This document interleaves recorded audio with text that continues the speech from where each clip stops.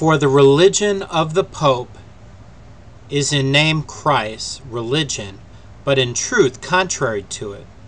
Christ saith to the people, Search the Scriptures. The Pope saith they shall not read them. Christ saith, Thou shalt serve God only. The Pope saith, Thou shalt serve saints. Christ saith, Thou shalt not make nor worship images. The Pope saith, Thou shalt do both, and in many points besides.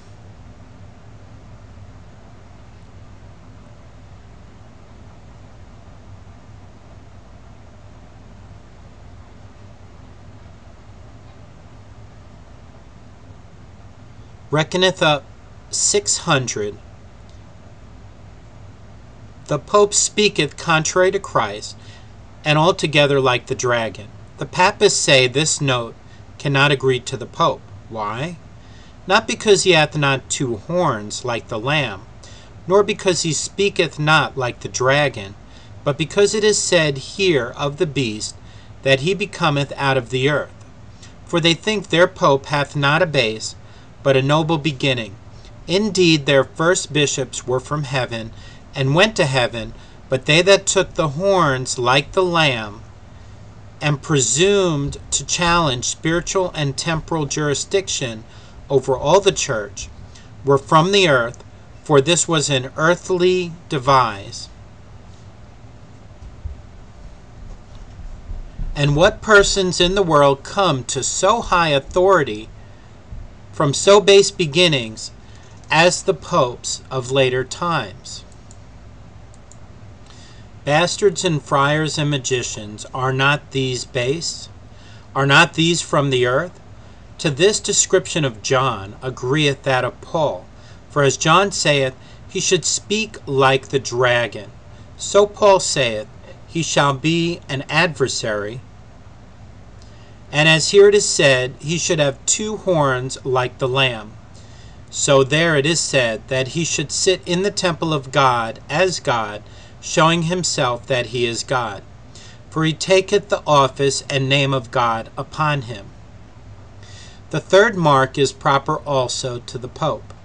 For thus John speaketh of him, He did all that the first beast could do before him, and caused the earth and them that dwell therein to worship the first beast, whose deadly wound was healed. The first beast was old Rome, and the state of the empire. Therefore, when this second beast had gotten horns like the lamb, this is spiritual and temporal jurisdiction. He pusheth so long with these horns, that he maketh the Roman name to flourish, as much or more than it did before, which was a thing much to be wondered at through the world. Who knoweth not that Rome hath been these later 100 years in more estimation than any city in the world besides, or than itself had been in former times?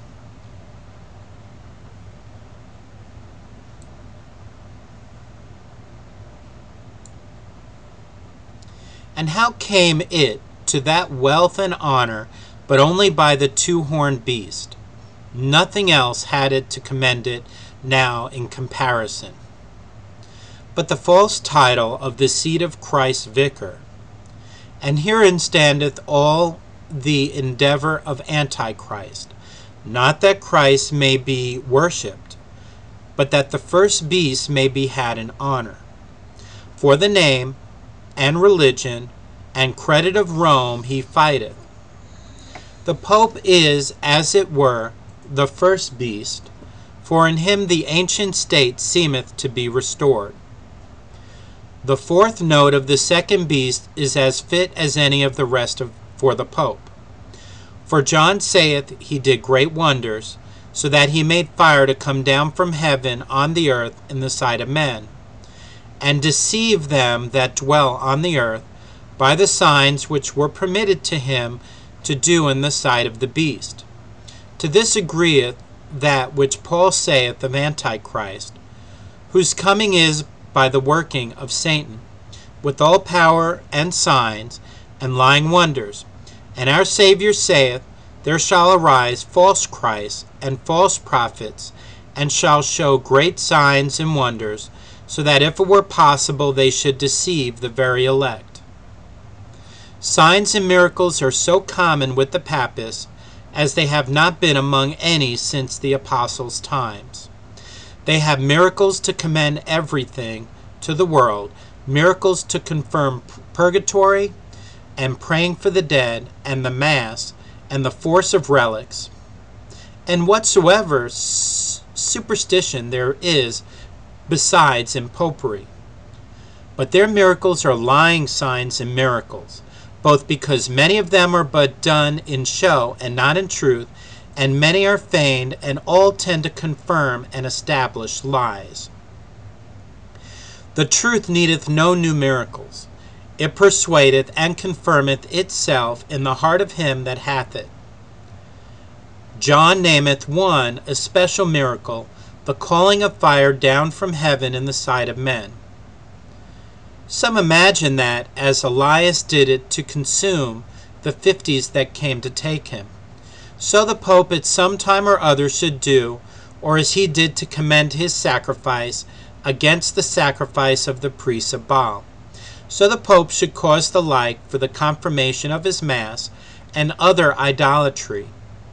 It is time for him now to do it, if ever he will do it, for he is near taking, and his Mass almost everywhere is out of credit. There be that refer it to Pope Hildebrand, which by the art of magic danced in fire, raised up round about him without hurt, thereby to win the more authority to himself. Others rather take this of the fire to be spoken allegorically. For what is excommunication, but as it were an heavenly fire, by which he hath revenged himself on many emperors and kings, whereby he goeth about?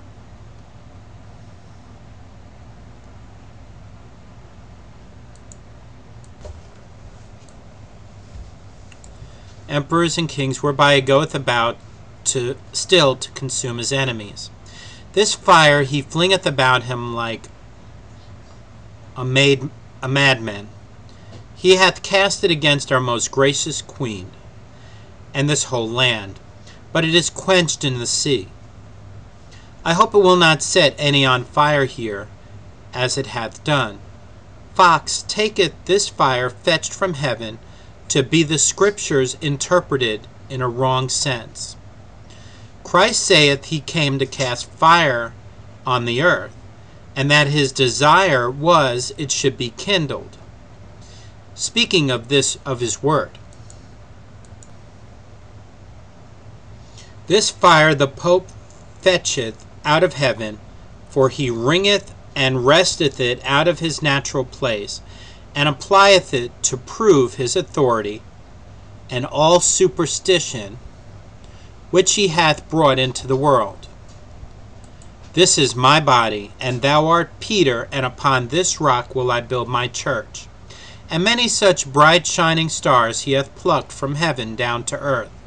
The Pope therefore is that new kind of alchemist that is said to fetch fire from heaven. The fifth mark pointeth out the Pope also. For partly by his two horns, and partly by fire from heaven, and by the means of his lying signs and miracles, he is grown to such credit and power, that at his commandment they that dwell on the earth are content to make the image of the beast, which had the wound of a sword, and did live, and also he did give his spirit to the image of the beast, so that the image of the beast did speak.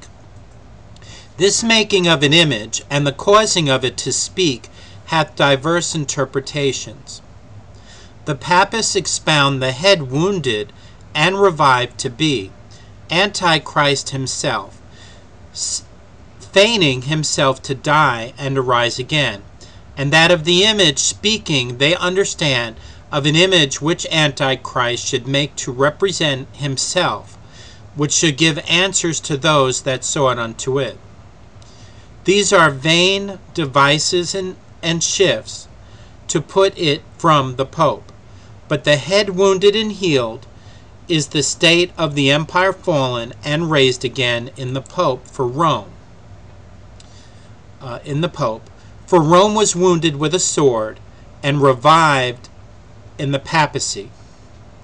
The image made by the people and caused to speak by the Pope, some have thought to be the emperor, which indeed is but the Pope's creature, whom he hath put down and set up, commanded to speak or hold his peace at his pleasure.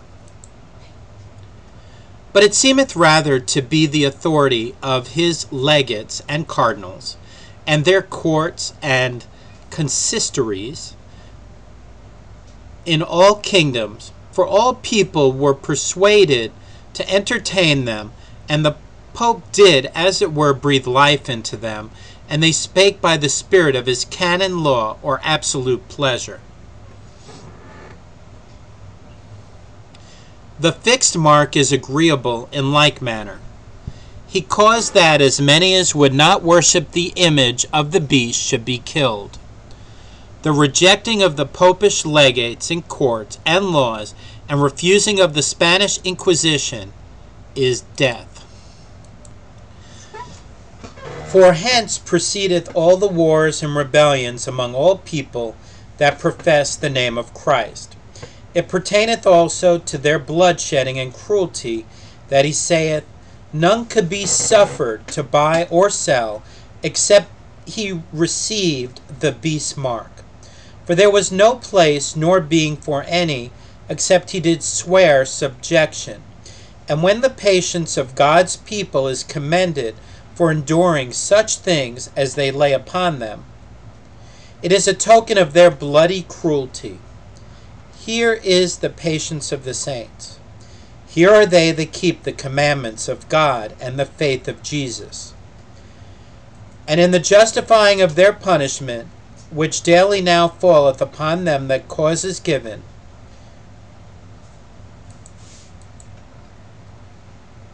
for they shed the blood of the saints and prophets, and therefore hast thou given them blood to drink, for they are worthy. Her attire and ornaments also do witness this thirst and shedding of blood that hath been and is in them. I saw a woman sit up a scarlet-colored beast, and the woman was arrayed in purple and scarlet. What color so fit for a bloody beast, and what kind of people either used or esteemed it so much as they? To these things agreeth that which our Savior saith, having relation to the latter times. The time will come when they that kill you shall think they do God good service. But to remove this note from themselves, the Papists say that the killing which they have exercised is not answerable to those speeches. For they say the latter beast must kill more of God's servants than the first beast, and with more cruelty. I find not yet where it is so said, but that is true in them, although they deny it. But that is true in them, although they deny it. For who can reckon up the number that judicially for the cause of popery have been put to death in England, Scotland, France, Spain, and all the countries of Christendom within these 200 or 300 years? And as for inventing of torments, if burning by fire be not cruel enough, yet they have devised more exquisite torments in the Spanish Inquisition, and use much more cruelty than ever the heathen did. And one thing they have committed, whereby they have shed infinite men's blood, which the heathen did not against the Christians. They make war upon us only for religion. And in those wars in France and Germany and the Low Countries, and in all places whereby invasion or rebellion they can prevail, have made infinite slaughters, Wherefore numbers slain by them exceed the numbers slain by pagans. But there is not so precisely anything spoken of the number. They kill all, and would do that will not be subject to them. This they have practiced, and this they do practice. This is the drift of their wars, and counsels, and endeavors, and this is the mark of the beast. I saw the woman, saith John, drunken with the blood of the saints, and with the blood of the martyrs of Jesus. Although we kill many in these wars, yet the whole is to be imputed unto them, for they are the cause of the slaughter, not only of others, but also of themselves. The seventh note is that the beast made all, both small and great, rich and poor, free and bond, to receive a mark in their right hand or in their foreheads, and that no man might buy or sell, but he that had the mark, or the name of the beast, or the number of his name. Here is wisdom. Let him that hath wit count the number of the beast, for it is the number of a man, and his number is 666.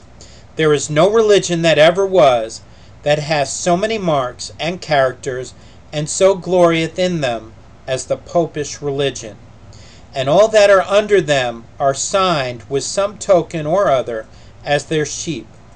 Their little infants with their oil and cream and other matters, the emperors and kings, and all men that take degrees in schools with their corporal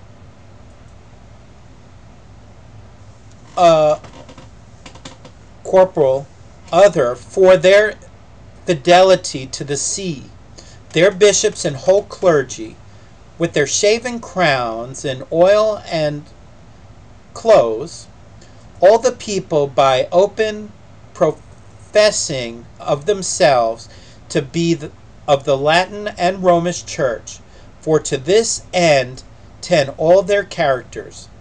This they would have all come unto, and they obtained it, and they should profess themselves to be of the Latin and Romish religion.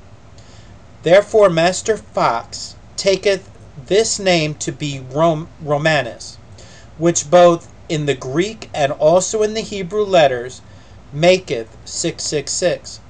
He trieth it in both tongues, because he thinketh the revelation was made to John in the Hebrew, as being his mother tongue, and therefore in the Hebrew name the numbers should be answerable. And because he wrote it in Greek, it should agree in that tongue also, which it doth in Romanus. For both the letters in Hebrew and the letters in Greek make that number. Irenaeus conjectured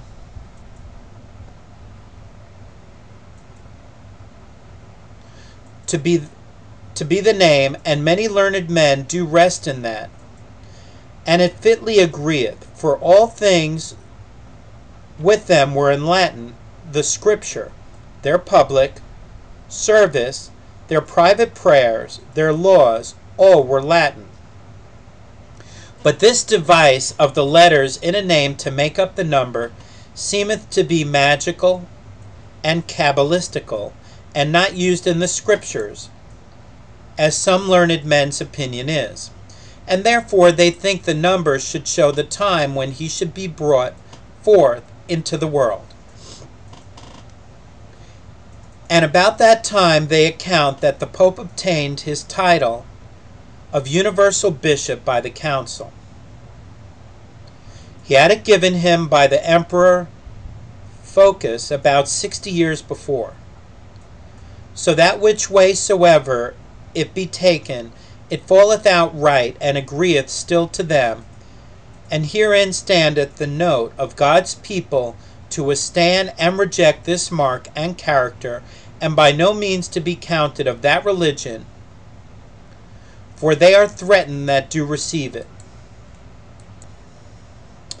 If any man worship the beast and his image, and receive his mark in his forehead or in his hand, the same shall drink of the wine of the wrath of God, yea, of the pure wine which is poured into the cup of his wrath, and he shall be tormented in fire and brimstone before the holy angels and before the Lamb, and the smoke of their torment shall ascend evermore. And they shall have no rest day nor night, which worship the beast and his image, and whosoever receiveth the print of his name. But if any withstand it, and get the victory, they are highly commended. Thus John speaketh of them, and I saw, as it were, a glass sea mingled with fire, and them that had gotten victory of the beast, and of his image, and of his mark, standing at the glass sea, having the harps of God, and they did sing the song of Moses, the servant of God, and the song of the Lamb. Afterward he showeth how there fell a noisome and grievous sore upon the men which had the mark of the beast, and upon them which worshipped his image. This sore of many is thought to be the French disease, which began among them in the war at Naples between the French and Spaniard in the year 1494. It came by the company of harlots in the camp, and from thence was spread to most countries. Other writers expounded of the plague, which in the time of popery flourishing was more fierce and more general in all these quarters than almost at any time before or since. All chronicles are full of examples. Thus much of the receiving the character and mark of the beast, which is the seventh note. It were long to describe the other notes of this beast, for there are yet many things whereby it may be known. The 17th chapter hath a full description of it. That chapter hath much that pertaineth to Rome under the emperors, and much also belonging to it, as it is governed by the Pope. Nay, both are as it were knit together, for that they are so like. For this that is now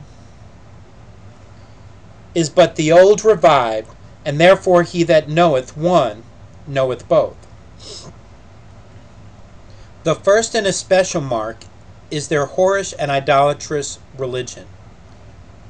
For he calleth her the whore that sitteth upon many waters, the government over many people that maintaineth idolatry, which is spiritual fornication in the sight of God.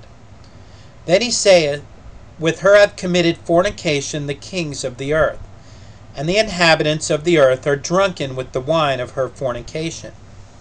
For what idol did the Romans set up, which kings and people did not by and by embrace? And they receive them so gladly, and maintain all their will worship, their saints, their images, their relics, their masses, their ceremonies, in such sort, as if they were drunk with the love of them. Yet touching their religion he saith, that this woman was full of names of blasphemy. Blasphemy is that which hurts the name of God. They were full then of blasphemies that hurt the name of God, and the name of his people. Himself to be called the vicar of Christ upon earth, the head of the church, the universal bishop, is a blasphemy against Christ, and against all other bishops and pastors. To say that saints are intercessors and mediators for us is blasphemy against the saints and Christ. To affirm that Christ by his death put away original sin only, and satisfied for the fault of other sins, and not for the punishment, is blasphemy against Christ's passion. So is that which they affirm of the Mass, that it is sacrifice for the quick and the dead. These and infinite things more in that religion are vile and horrible blasphemies. John is not yet satisfied with speaking thus much only of their idolatry. But he saith afterward, that she had a cup of gold in her hand, full of abominations and filthiness of her fornications. She had a golden cup, not only for her riches and wealth, but also for a show of Christian religion and holiness.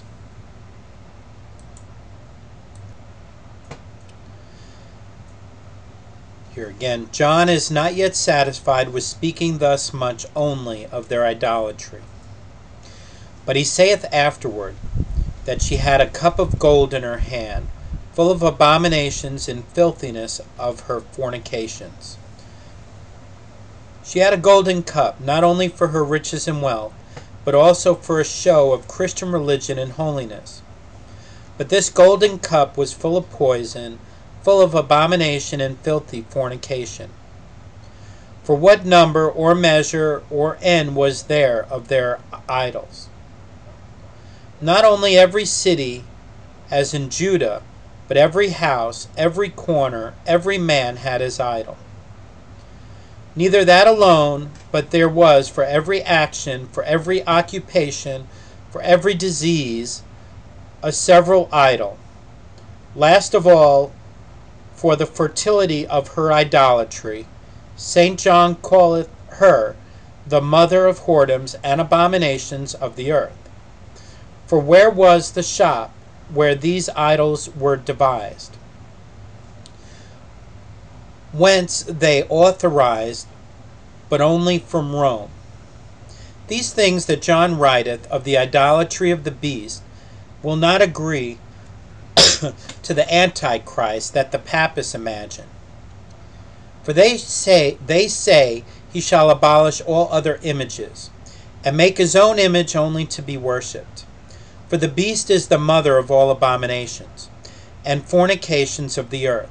Neither will it so well agree to ancient Rome, for that received rather idols from other people, and worshipped the gods of all other nations which they conquered. But this beast sendeth out her idols and saints and petty gods, and commendeth them to the worshippers, promising great things if they do it. Another mark followeth, that she hath in her forehead a name written, a mystery. This very name in letters was written on the Pope's mitre, which he did wear upon his head, and so they used it for a season. The mitres were branded with this mark, Mysterium. But they after took it out, and now they use not to bear that name in their foreheads. But in the forehead of the whore, that is, of the whorish religion, it is written still. But none save God's elect can read it, for the poison and infection of their religion is secret. It hath a goodly show, it beguileth many. For they keep the names of Scripture and Christian religion, but they have turned them into another meaning. Yea, they commend the basest and vilest ceremony that they used as a great mystery. Wherefore, albeit the name Mysterium be taken out of the Pope's mitre, yet it remaineth still in the forehead of his religion. John cometh yet near, and pointeth out the very place unto us, for he calleth it Great Babylon. For as Babylon had the monarchy, and oppressed and carried captive God's people, so likewise did both the old and the new Rome, the first and the latter beast, and so he calleth it, when he speaketh of the fall thereof. It is fallen, Babylon the great city. And in many other things was Rome like to Babylon, as in the building, but especially in the monarchy and oppression of the saints. All this the Papists will grant of old Rome, but not of new Rome. But if the first beast be old Rome, and the latter reviveth the first, then the first being Rome, the second must needs also be Rome, and therefore while he pointeth out one, he pointeth out both. Some Papists have imagined that Antichrist should make his seat at Babylon in the east, or there be born, and so the name to be taken here in his proper signification. But why then doth he call it a mystery? There is in her forehead a name written, a mystery, Great Babylon. It is Babylon in a mystery, and not in the proper signification of the name. To point out Rome by the dominion which it had by the empire, and should have by the popedom, he saith further, the waters which thou sawest, where the horse sitteth, are people and multitudes and nations and tongues. And afterward more plainly, the woman which thou sawest is the great city which reigneth over the kings of the earth. 2 or 3 notes yet he addeth to describe the city, and government, and authority thereof. One, when he saith, the beast that thou hast seen was and is not. And again, the beast that was and is not, and yet is.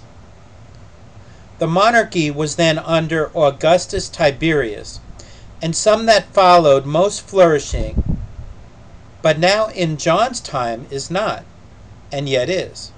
For under Domitian it did not flourish, and therefore was not in comparison of that it had been, and yet was then, for it had great power.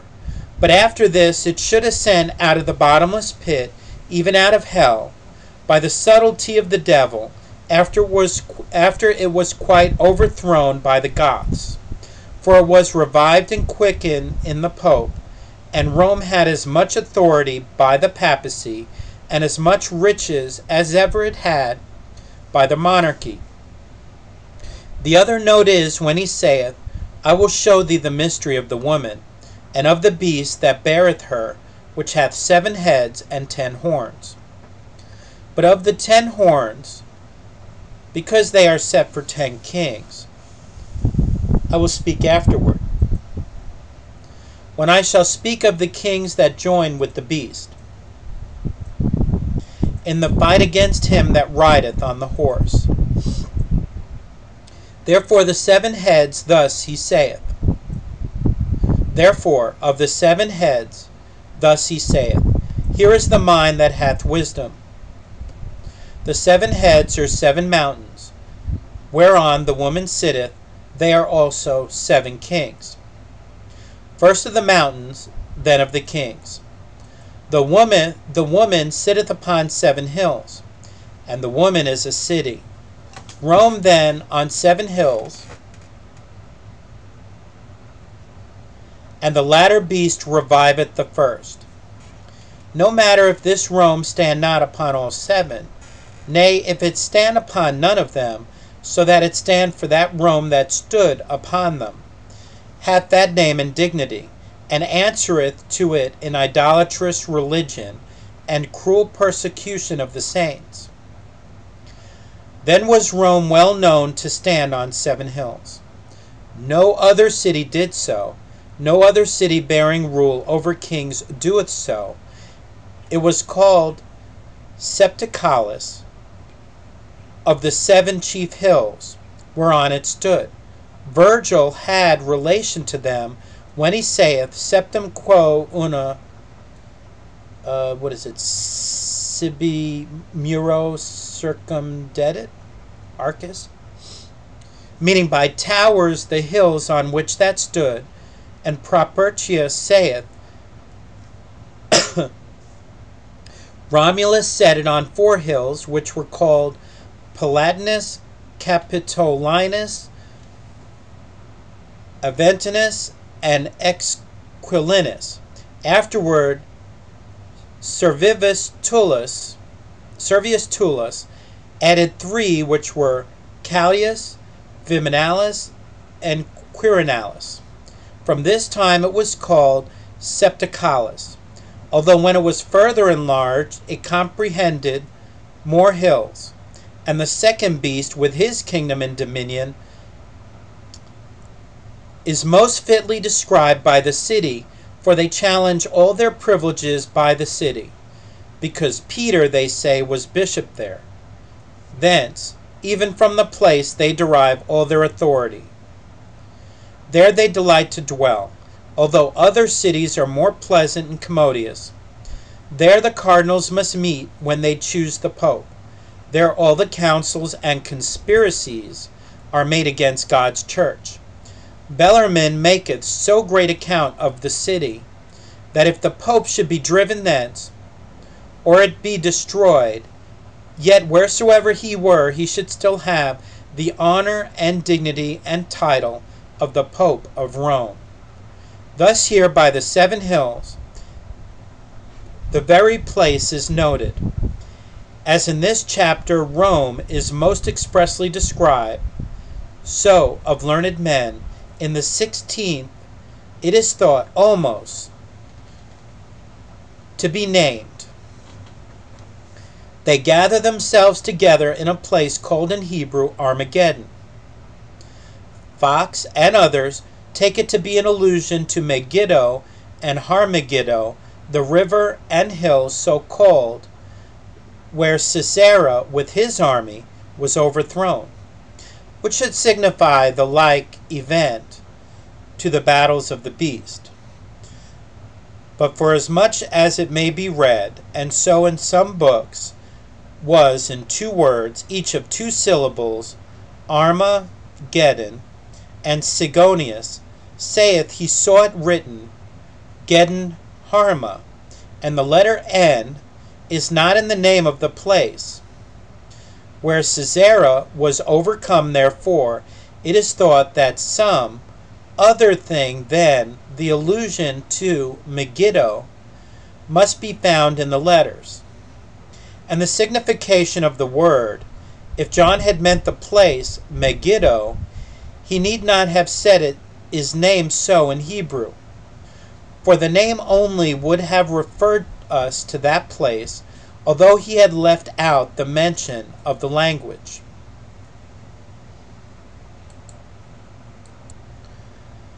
The signification of Geddon Harma agreeth well to the Rome that now is, for it signifieth Excidium excelsa, the ruin of the high city, and it alludeth to that of Sibylla, Rome a ruin. This should be the place and shop of all conspiracies against Christ and his gospel. Harma signifieth the high city that hath dominion over the rest, and differeth in sound very little from Haroma, and short in Hebrew, it might so be written Harma. In the place where this ancient great city was cut down by the Goths, there the other was erected or hard by instead of it, and thence come all mischiefs to Christ's church. There are the battles conspired and made. What could be said plainer to describe the city than that of the 7 hills, or this of Harma, so near is found to Rome, and in sense the high and mighty city. Now as concerning the kings, there are 2 orders of them pertaining to the city. First 7 and then 10. 7 heads are also 7 kings, and 10 horns be 10 kings. But the 10 kings are kings assisting, and with power helping the beast at the first, and after as willing and ready to pull down the beast as they were to set him up. But of those assisting kings afterward, the 7 kings are the states of Rome in itself, succeeding one another from the beginning to the end in the government of it, which is manifest because he saith thus, the 7 hills are also 7 kings, 5 are fallen, and 1 is, and another is yet to come. And when he cometh, he must continue a short space. And the beast that was, and is not, is even the 8, and is one of the 7, and shall go into destruction. They that expound this of Galba, Otho, Vitellius, Vespasian, and Titus, 5 past, and Domitian, present Ancocius Nerva, the 7th, and the 8th, Trajan, a Spaniard, say nothing to the purpose, for besides that John's prophecy could not be shut up in so short a compass, and not only 5, but more emperors were passed, no man can tell how Trajan should be the 8th, and yet one of the 7 that were before, and to understand it of the 7 electors of the empire, is much further from the matter, for none of them were then, much less 5 past already. The 7 kings, therefore, are the 7 states of government in Rome. From the building of it, whereof 5 were passed before St. John's time. The first they were governed by kings, secondly by consuls, thirdly by decemviros, fourthly by trimuros, and fifthly by dictators, all which were passed and in effect were kings, although not in name. The 6 were the emperors that reigned in John's time and after, till Rome was destroyed. The 7th is thought to be the popedom, which hath succeeded the emperors, and he is also the 8th. For he sustaineth 2 governments, one temporal and another spiritual, and his spiritual government is one of the 7, for it is also external and in pomp, like that of the emperors. Wherefore they would make him the 7th and the 8th too,